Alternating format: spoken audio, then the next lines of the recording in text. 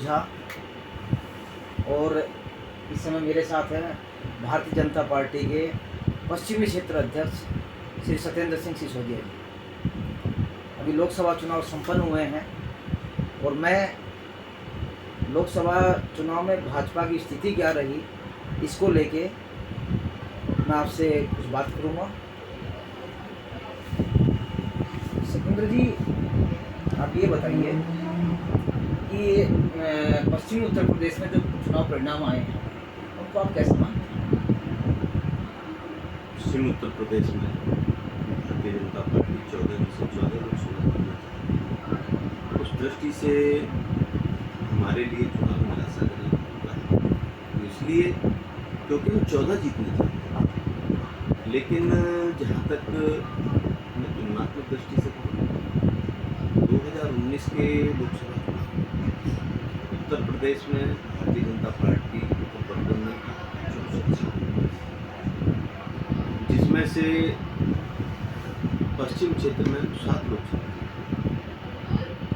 और इस चुनाव में भी भारतीय जनता पार्टी और एनडीए को उत्तर प्रदेश में 36 सीटें मिली, लेकिन पश्चिम क्षेत्र में हम अब भी 7 लोकसभा। इसलिए कार्यकर्ताओं को निराश होने की आवश्यकता नहीं है, अधिक परिश्रम करने की आवश्यकता है, क्योंकि हमने लक्ष्य बढ़ा लिया था। हमने लक्ष्य दिया था कि 14 में से 14 जीतेंगे, उत्तर प्रदेश में 80 में से 80 जीतेंगे। इस नाते तो निराशाजनक हो सकता है, लेकिन हमारा ट्रैक रिकॉर्ड खराब नहीं है। हमारा ट्रैक रिकॉर्ड 2019 में जो था वो है, और आने वाले चुनावों में और उसको बेहतर करने का प्रयास है। एक सवाल आपसे करना है कि जो पश्चिमी उत्तर प्रदेश में आपने 14 सीटों का टारगेट रखा था, आपको 7 सीटें मिली, और लेकिन जो टारगेट को आप क्यों अचीव नहीं कर पाए, इसका क्या कारण है? क्या है जो कि भाजपा का जो संगठन है, जमीन पे काम करना चाहिए, वो जो कि संगठन का फेल्योर है, या है जो कि जो 400 पार का जो नारा था, अति उत्साह में लोग आ गए कि हम तो 400 सीट जीत रहे हैं? क्या मानते हैं?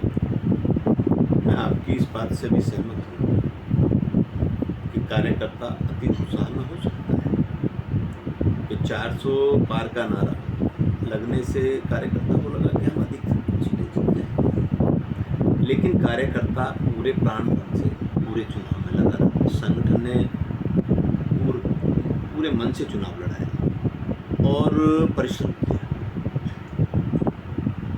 रही परिणाम की बात, तो परिणाम के पीछे एक मैं सबसे बड़ा कारण मानता हूँ, तो वो एक विपक्ष के द्वारा जो मतदाताओं को भ्रमित करने का काम किया है। उत्तर प्रदेश की जनता भूली जनता है, मैं तो देश की जनता को ही भूली जनता कहता हूँ। कांग्रेस और समाजवादी के कुचक्र में यहाँ की जनता आ गई है। जैसे संविधान का डर दिखा के अनुसूचित समाज को भ्रमित करने का काम किया गया, ऐसे ही जब संविधान का डर दिखाएगा तो आरक्षण से अनुसूचित वर्ग भी प्रभावित होता है, पिछड़ा वर्ग भी प्रभावित होता है। जिस वर्ग को आरक्षण मिलता है उसके मन में आता है कि कहीं ना कहीं ऐसा हो गया तो क्या होगा।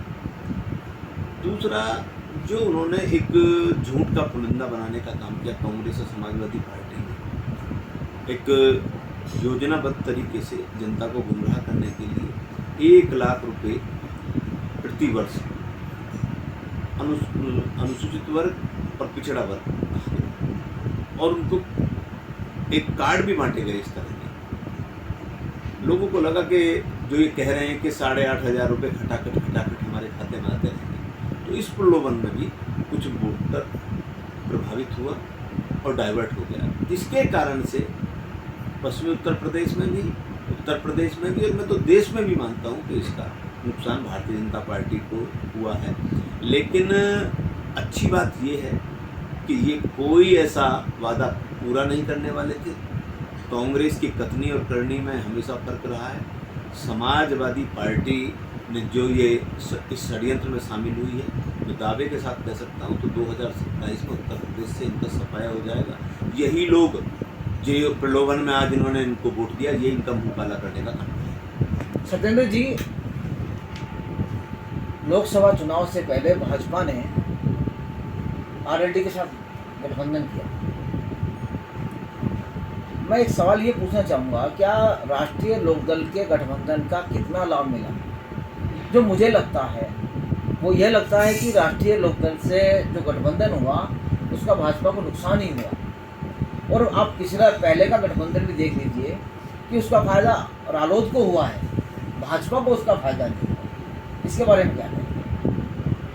भारतीय जनता पार्टी गठबंधन धर्म निभाना जानती है और मैं मान सकता हूँ कि भारतीय जनता पार्टी का कार्यकर्ता प्राणपण से लोकदल के प्रत्याशियों को चुनाव लड़ाने में लग गए। जिस प्राणपण से उस कार्यकर्ता को लगना था, शायद उस प्राणपण से नहीं लग पाया होगा। जितना लाभ हमें मिलना चाहिए था उतना लाभ नहीं मिल पाया, लेकिन हमें इसका कोई मलाल नहीं है। हम ये मानते हैं कि जहाँ तक आरएलडी के नेता, उन्होंने भी बहुत तक प्रयास किया, लेकिन उसको वोट में कन्वर्ट कराना इतना आसान नहीं होता, नहीं हो पाया।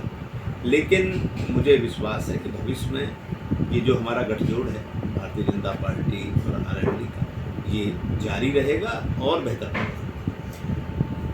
सत्येंद्र जी, लोकसभा चुनाव के बीच में एक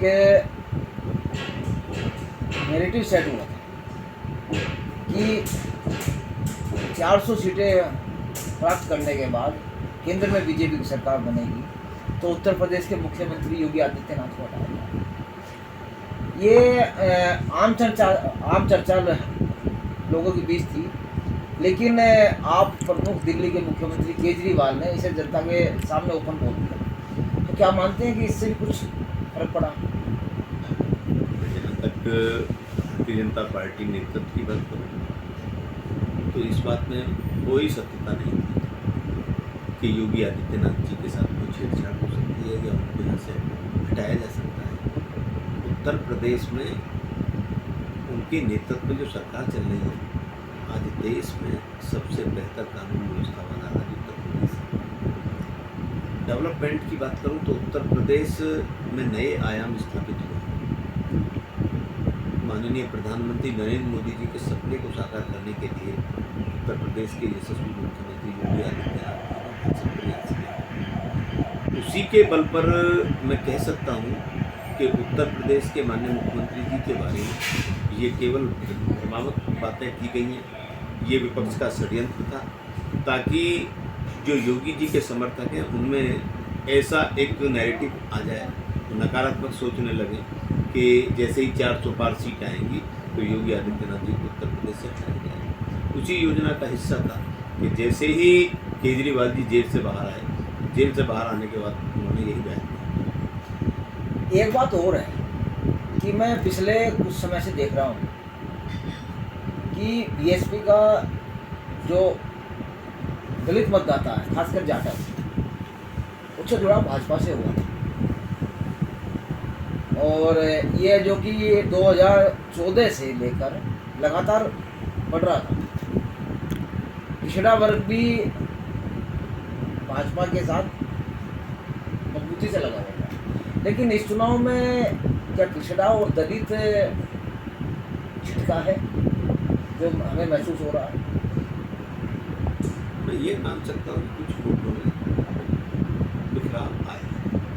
उसका कारण और कुछ नहीं है, जो मैंने अभी बताया कि संविधान का भय दिखा, आरक्षण का भय दिखा जी जी, और लोगों को भ्रमित करके कि हम 10 किलो अनाज देंगे, हम 1 लाख रुपए साल देंगे, हर महीने 500 रुपये खटाखट तुम्हारे खाते में आ जाएंगे। इससे मतदाता का मन भ्रमित हुआ, इसके कारण छिटका। एक अंतिम सवाल हो, लोकसभा चुनाव संपन्न हो गए हैं, मोदी सरकार शपथ ग्रहण कर रही है, तो क्या संगठन में जिला स्तर पर या जो कि अन्य स्तर पर कुछ बदलाव की संभावना आप देखते हैं? माननीय चौधरी भूपेंद्र सिंह जी हमारे प्रदेश के माननीय अध्यक्ष हैं, उनके नेतृत्व में हम सबको काम करने का अवसर मिला। आदरणीय चौधरी भूपेंद्र सिंह जी का कार्यकाल एक बचा हुआ कार्यकाल होता है। स्वतंत्र देव सिंह जी को सरकार में शामिल होने के बाद प्रदेश अध्यक्ष का पद त्यागना पड़ा। उसके बाद आदरणीय चौधरी भूपेंद्र सिंह जी को प्रदेश का अध्यक्ष बनाया गया। तो ये सतत प्रक्रिया है कि ये संगठन का कार्यकाल राष्ट्रीय अध्यक्ष जी के कार्यकाल से जोड़ा है। तो जैसे ही राष्ट्रीय अध्यक्ष जी का कार्यकाल समाप्त होगा तो ये पूरा कार्यकाल समाप्त हो जाएगा। उसके बाद में पार्टी को तय करना है कि किसको कंटिन्यू करते हैं, किसको। ये ना तो चुनाव से प्रभावित हो सकता है, ना इसकी कोई ऐसी होती है। मुझे पूर्ण विश्वास है संगठन के अच्छे लोगों को काम करने का अवसर भारतीय जनता पार्टी देती है। मेरे जैसे भी सामान्य कार्यकर्ता को क्षेत्र का अध्यक्ष बनाया। मैं आभार व्यक्त करता हूँ अपने शीर्ष नेतृत्व का, माननीय राष्ट्रीय अध्यक्ष जी का, माननीय प्रदेश अध्यक्ष जी का, माननीय मोदी जी का, माननीय योगी जी का, सबका मैं आभार व्यक्त करता हूँ कि जिन्होंने मेरे जैसे सामान्य कार्यकर्ता को एक सबको, और जब तक काम करने का अवसर पार्टी देती रहेगी मैं निरंतर काम करता रहूँगा। और जो भी संगठन के दायित्व उनका निर्वहन।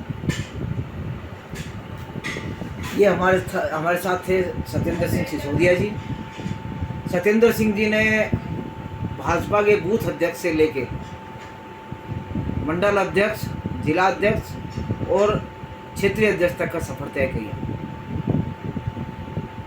उन्होंने जितने भी प्रमुख मुद्दे थे उन पर दैनिक यथार्थ से खुलकर बात की। मैं धन्यवाद करता हूं सत्येंद्र जी का।